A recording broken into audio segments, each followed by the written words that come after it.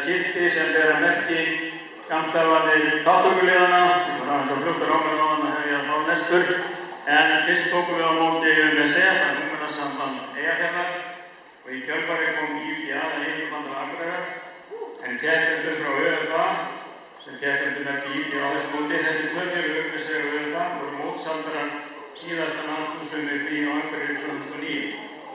Síðan UMFG, Ungmennafélag Grindavíkur, svo kemur Keflavík, Keflavík Ungmennafélag, svo er UMFN, Ungmennafélag Njarðvíkur, IBH, Íþróttabandalag Hafnarfjarðar, UMSK, það er Ungmennasamband Kjarneslings, IBR, Íþróttabandalag Reykjavíkur, VAF, það er Ungmennafélagið Vesturhlíð, það er Snöggskammtur, UMF, Ungmennafélagið Fjölnir Reykjavík, ÖSK, Ungmennafélagið Skipaskála-Akranesi, UMSG, Ungmennasamband Borgarfjarðar, HSH, Félagssamband Snæfellsnes og Hafnarfjarðarsýslu, UDN, Ungmennasamband Dalamanna og Norður-Breiðfirðinga, HSV, Félagssamband Vestfirðinga, HSS, Félagssamband Strandamanna, ÖSHH, Ungmennasamband Vestur-Húnvetninga og UMSS, Ungmennasamband Skagafjarðar,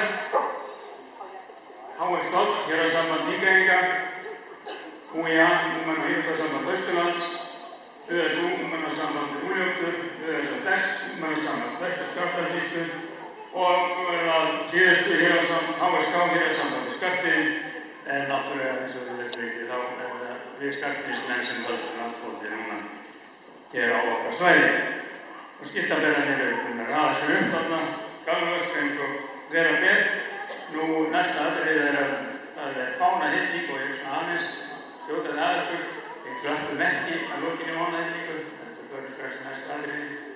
Haraldur, gerðu svo vel.